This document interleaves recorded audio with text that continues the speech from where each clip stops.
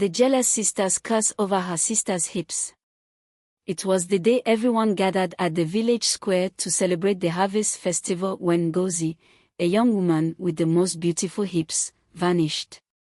No one had seen her go, but the strange curse had already begun. Ngozi and her sister, Chidinma, were known for their beauty, but they were also known for their differences. Ngozi was graceful and kind, and her hips swayed like the palm trees when she walked. She was admired by all the men in the village. Chidinma, on the other hand, was not as fortunate. She was tall and thin, with narrow hips, and always felt that her sister's beauty overshadowed hers. It was a pain that grew deeper in her heart with every compliment Ngozi received. The two sisters grew up together, sharing everything, stories, dreams, and even the same house. But as they grew older, something shifted. While Ngozi's beauty brought her attention and suitors, Chidinma felt ignored. The jealousy she tried to hide became stronger each day. One evening, after another day of watching men fawn over Ngozi, Chidinma couldn't take it any longer. She went to the old woman who lived at the edge of the village.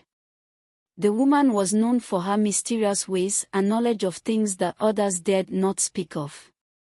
Chidinma told her of her sorrow, of how she felt small and unnoticed while her sister's beauty shone like the morning sun. The old woman listened, her eyes filled with understanding. "Do you want to be the one everyone admires?" the old woman asked.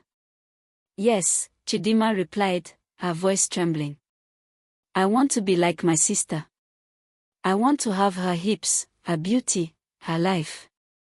The old woman smiled and nodded. "Then you must take from her what you desire. You must curse her, so she feels the pain you carry." Chidinma hesitated. But the longing in her heart pushed her forward, and with a shaky voice, she agreed. The old woman whispered a spell under her breath, a curse that would bind the two sisters forever. She handed Chidinma a small bundle of herbs and told her to sprinkle them at the base of Ngozi's favorite tree at midnight. Only then would the curse take hold. That night, under the cover of darkness, Chidinma crept to the tree. She scattered the herbs, muttering the words she had been told. As she did, a cold wind blew through the village, and the ground beneath her feet seemed to tremble. She smiled, thinking of the changes that would come. The next morning, Ngozi woke up feeling strange. Her hips, the ones that had always been the source of admiration, felt heavy. The swaying walk that had once come naturally to her now seemed awkward. She tried to walk, but her body refused to cooperate. The more she tried, the more her hips ached, as if they were turning to stone. Chidinma watched from a distance, her heart pounding with excitement. She had gotten what she wanted. But as the day went on, something in her began to shift. At first, it was just a small feeling, but soon it grew stronger. A sharp pain in her own back made her pause. She looked down and realized her own body was changing. Her waist was expanding, and her hips were beginning to grow, just like Ngozi's had. With each passing hour, Chidinma's transformation became more pronounced. Her body grew fuller, more rounded, and it wasn't just her hips, her entire shape was changing. But something felt wrong. The changes weren't coming the way they should have. Instead of feeling beautiful and admired, she felt discomfort and unease. Her body wasn't hers anymore. It was as if she was being trapped in a form she didn't understand. Ngozi, on the other hand, couldn't stop the aching in her hips. She tried everything to make it go away, but nothing worked. The village healer came, but even he couldn't help. Her body seemed to betray her, and soon, people started whispering that a curse had fallen upon her. Chidinma began to realize what had happened. The curse she placed on her sister had not only taken away Ngozi's beauty but had also forced her to take on the very thing she had envied. Now, her own hips were growing in an unnatural way, and with every step, she felt her body becoming foreign to her. As the days passed, Chidinma could no longer ignore the truth. The curse had backfired. She had taken the hips she had so badly wanted, but in doing so, she had stolen something much more precious, her peace of mind. And now, her body was bound to that cursed form, just as Ngozi's hips remained locked in pain. Finally, it was Chidinma who went to the village elder, admitting her jealousy and the curse she had set in motion. The elder shook his head, telling her that envy had only led her to misery. The curse could not be undone, but through a humble heart, Chidinma could learn to find peace with herself. Years later, the village never forgot the tale of the jealous sister's curse. It was a reminder that when we let envy control us, we may end up losing what we love the most. And in the end, it is only by loving ourselves that we can find true beauty. The days passed slowly, and as Chidinma continued to watch her body change, the weight of her decision began to press down on her heart. Her hips, once small and unnoticed, had grown fuller and more pronounced. They swung with the same grace as Ngozi's had, but now, there was no joy in it. She could feel the stares of the village men, the way their eyes lingered on her, but it didn't bring her the satisfaction she had once imagined. Instead, it made her feel even more trapped. The transformation she had forced upon herself wasn't just physical, it had altered something deep inside her. Her envy had turned into regret, and her once vibrant spirit now felt dull and heavy, like the burden of a sin she could not undo. Ngozi, on the other hand, had retreated into herself. The pain in her hips was constant, a reminder that something was terribly wrong. She had never believed in curses, but now, she could no longer deny it. She missed her old self, the woman who walked with ease, who could dance without feeling pain.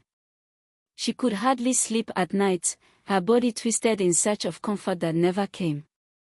One evening, as the full moon rose high in the sky, Chidinma could no longer bear it. She went to the tree where she had cast the curse, hoping to find some kind of answer or peace. The wind rustled through the leaves, and the silence around her was heavy. There, beneath the tree, she whispered her regret. "I didn't mean for this to happen," she said softly. "I never wanted it to go this far. I just wanted to feel special. I wanted what you had, but now I see that it wasn't what I thought it was. It wasn't the hips I wanted. It was your happiness, your peace of mind, your joy in being who you are." She sank to her knees, her tears mixing with the earth beneath her. The old woman had warned her that envy could be a dangerous thing, but it was too late now. Chidinma had taken what she thought would make her happy, and now she was paying the price. In the distance, Ngozi had heard the soft sounds of Chidinma's crying. At first, she didn't know what to do. She had always loved her sister, even when the jealousy between them had torn at their bond. She had always known that Chidinma envied her, but it never occurred to her that the envy could drive her to do something so drastic. Slowly, she walked toward the tree, her steps slow and careful. When she saw her sister kneeling in the dirt, her heart broke. She had once hated the attention her hips brought, but now, she would have given anything to be rid of the pain, the curse, and the resentment that had poisoned their lives. "Chidinma," Ngozi whispered, her voice thick with emotion. "I know what you did. And I know it's hurting you, just like it's hurting me. But we have to face this together. We can't go on like this. We have to forgive each other, for everything." Chidinma looked up, her face streaked with tears. She had never imagined this moment, where her sister, the one she had envied most, would come to her with such compassion. It was as if Ngozi had seen her pain and was offering her a way out, even after all the wrong she had done. "I'm so sorry, Ngozi," Chidinma sobbed. "I thought that if I had what you had, I would be happy. But now, I see that I've lost myself. I don't even recognize the woman I've become." Ngozi knelt beside her sister, pulling her into an embrace. "I know," she whispered. "But it's not too late to change. We can find a way to fix this. Together." They sat there for what felt like hours, the cool night air wrapping around them as they spoke. In the quiet moments between their words, they realized that the pain they had both suffered wasn't caused by the curse or by the jealousy, it was caused by their inability to understand each other.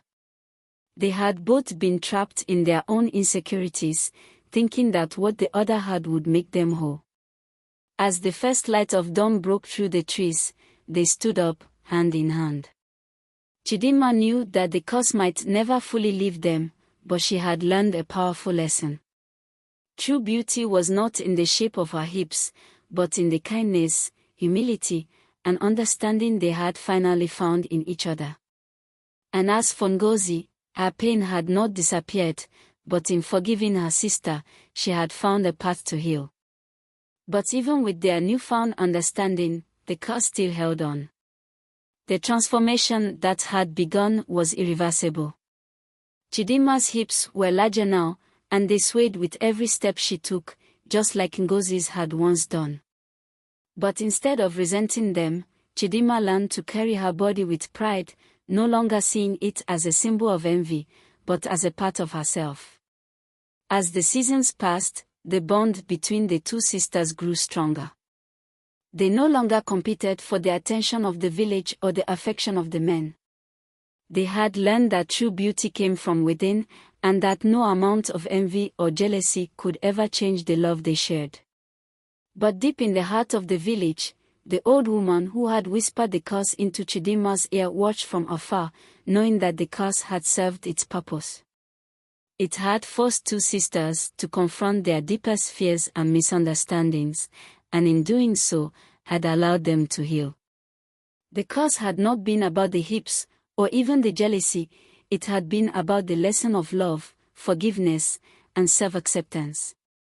And as for Chidinma and Ngozi, they had learned the hardest truth of all, that the most important thing they could ever possess was each other's love, and nothing, not even a curse, could take that away. The days turned into months, and life in the village began to return to its usual rhythm. People continued to admire the beauty of both sisters, but it was no longer just their physical appearances that captivated others.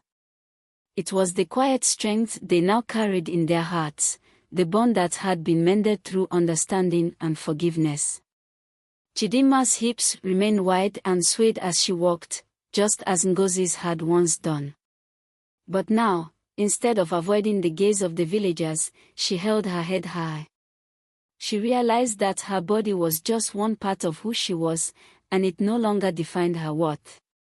It was the kindness in her eyes, the gentleness of her spirit, and the way she helped those in need that people admired most. Ngozi, too, had changed. She still carried the ache in her hips, a reminder of the curse, but it no longer consumed her. She focused her energy on healing, on caring for her family, tending to the village's crops, and teaching the younger girls how to walk with grace, not just in their steps, but in their hearts. She shared her story with them, teaching them that true beauty came from within, and that no one should ever feel the sting of jealousy. The village had noticed the transformation in the two sisters. They had always been beautiful, but now, there was something more about them. People spoke of their wisdom, of their ability to forgive, and how they had overcome the curse that had once haunted them. The jealousy that had once festered between Chidinma and Ngozi seemed to have vanished entirely. In its place was a deep respect and love that only grew with time. Their relationship became a model for others in the village, especially for the younger women who had once looked up to them with admiration and envy. They realized that the pain of competition was not worth the cost of losing one's peace. But even as time moved forward, Chidinma could never forget the weight of her decision. At night, when the stars shone brightly in the sky, she would sometimes lie awake, thinking about the curse. She knew that what she had done to her sister had changed them both in ways that could never be undone. It was a burden she carried, but it was also a lesson she would never forget. One evening, as Chidinma sat by the fire with her sister, she spoke up. "Ngozi, I've been thinking about the curse. Sometimes, I still feel the weight of it in my heart. I wonder if there's anything I could have done differently." Ngozi, who had always been the more forgiving one, turned to her sister with a gentle smile. "The curse was a part of our journey, Chidinma. It was hard, but it taught us something that we could never have learned otherwise. We've both grown stronger, and our bond is deeper because of it." Chidinma nodded, her eyes misting over. "I just wish I hadn't let my envy control me. I wish I had seen the beauty in myself before trying to take it from you. You were blind to your own beauty, just as I was," Ngozi said softly. "But we see it now, don't we? Not in our bodies, but in our hearts." It was in that moment that Chidinma fully understood. It wasn't the physical changes that mattered. It wasn't the shape of their hips, or the way the village saw them. What truly mattered was the love and understanding they had found within themselves and each other. They had been tested by the curse, yes, but in the end, they had been purified by it, like gold in the fire. As the years passed, Chidinma and Ngozi became known far and wide, not for their beauty, but for the wisdom they shared with others. People came from distant villages to hear their story, to learn how to heal broken relationships, and to understand the importance of forgiveness. The sisters became teachers, mentors, and friends to many, always remembering the lesson the curse had taught them, that jealousy poisons the heart, but love has the power to heal. And so, the village continued to thrive, as did the bond between the two sisters. They grew old together, side by side, their once conflicting hearts now united in the shared understanding that true beauty is not something that can be envied or stolen, but something that can only be nurtured from within. And whenever anyone spoke of the jealous sisters' curse, it was always followed by the words, "But they overcame it. They found peace, and they became more beautiful than they had ever been before." As time passed, the villagers continued to look up to Chidinma and Ngozi, not only for their wisdom and beauty, but for the strength they displayed in overcoming the trials they had faced. Their stories spread far beyond their village, reaching other communities and even travelers passing through. People who came to seek answers often left with more than just a tale, they left with a deep understanding of how to transform pain into strength, jealousy into love, and bitterness into peace. Chidinma and Ngozi continued to work together, side by side, helping the villagers with their crops, guiding the younger girls in the village on how to embrace their bodies, their true selves, without envy or comparison. They built a reputation as wise women, not only for their knowledge but also for the way they lived. Their kindness was infectious, and the village began to thrive in ways it never had before. One fateful day, when the sun set low over the horizon, casting its golden light on the village, the two sisters sat under the tree where Chidinma had first cast the curse. The very same tree that had seen so much pain, but also so much healing. Chidinma, now older, looked up at the sky, the weight of her years and experiences etched on her face, but her heart lighter than it had ever been. "Ngozi," she said softly, her voice full of gratitude, "I never thought we'd come this far. I never thought we'd be here together, without the shadow of that curse over us." Ngozi, sitting beside her, took her sister's hand. Her hips, though still aching from time to time, no longer haunted her. The pain was a reminder, not of the curse, but of the healing they had gone through together. "I know," she said, smiling. "But I think the journey we've walked has been worth everything." They both sat in silence for a while, the peaceful hum of the village filling the air. The wind rustled through the branches of the tree, and the soft sounds of children laughing echoed in the distance. They could feel the weight of their past, but it no longer weighed them down. It had shaped them, yes, but it had also allowed them to become the women they were today, strong, wise, and united in a bond that nothing could break. As the last light of day faded, Chidinma looked at her sister and spoke the words that had been in her heart for so long, "I love you, Ngozi. I'm sorry for everything I did." Ngozi squeezed her hand. "And I love you too, Chidinma. We've both learned so much. We are not the same people we were." Chidinma nodded, smiling. "No, we are not. And I'm grateful for that." The two sisters, once torn apart by jealousy and a curse, had found peace, not just with each other, but with themselves. The curse had been lifted in ways they had never expected. They had both come to understand that true beauty is not about outward appearances, but about the strength of the heart, the depth of love, and the courage to forgive. And so, as the village flourished around them, the two sisters grew old in the warmth of their shared wisdom and the unbreakable bond they had forged. They knew that while the curse had once taken something from them, it had also given them something far more valuable, an unshakable sense of peace, a love that could never be broken, and a lesson that would stay with them forever, that envy only steals the soul, but love has the power to heal it. And so, their story lived on, not as a tale of jealousy and curses, but as one of transformation, of forgiveness, and of the quiet strength found in the heart of those who choose to love, rather than envy. The end. Thank you so much for joining us on this incredible journey. If you enjoyed this story, don't forget to hit like and subscribe for more legends, wisdom, and excitement straight from the heart of Africa. Be sure to click the bell icon so you never miss out on our upcoming captivating stories. See you in the next video.